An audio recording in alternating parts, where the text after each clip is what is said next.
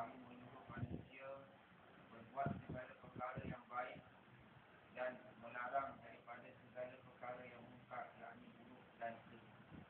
Serta kamu pula beriman kepada Allah Subhanahu wa Ta'ala.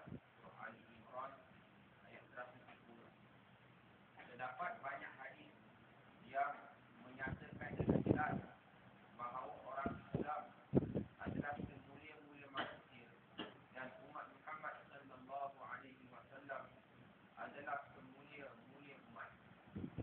Dalam ayat-ayat Al-Quran Karim sendiri, perkara ini dijelaskan di beberapa tempat sama ada secara langsung ataupun tidak langsung. Di dalam ayat ini pun gelaran sebaik-baik umat telah diberikan oleh Allah Subhanahu wa Ta'ala kepada kita dengan menerangkan syaratnya, iaitu melalui menerusi amal ma'ruf dan nahi 'anil munkar. Para ahli tafsir menyatakan bahawa dalam ayat yang mulia ini, amal ma'ruf dan nahi 'anil munkar disebut dahulu daripada iman, sedangkan iman adalah asas bagi segala kebaikan. Tanpa iman, tidak ada sebarang kebaikan pun yang dapat diberi. Sebabnya ialah iman merupakan satu perkara yang dimiliki juga oleh umat-umat yang terdahulu.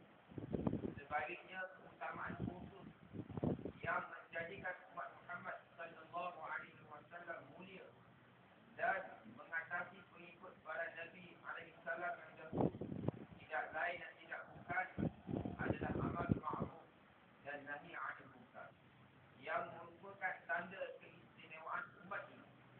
Oleh kerana tanpa iman tiada satu kebaikan pun akan diterima, maka iman disebutkan juga di akhir ayat ini sebagai satu syarat.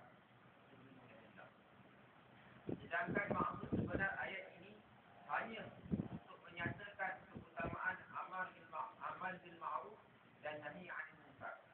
Oleh kerana amal bil ma'ruf dan nahi 'anil munkar merupakan perkara yang diberi perhatian untuk disebutkan, maka amalan ini disebut terlebih dahulu dalam susunan ayat tersebut.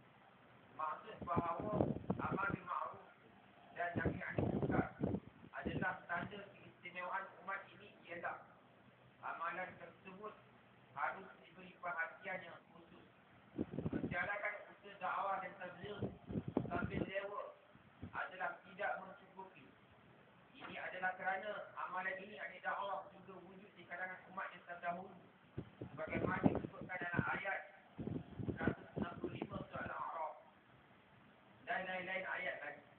Oleh kerana kedudukan yang istimewa, usaha ini menuntut perhatian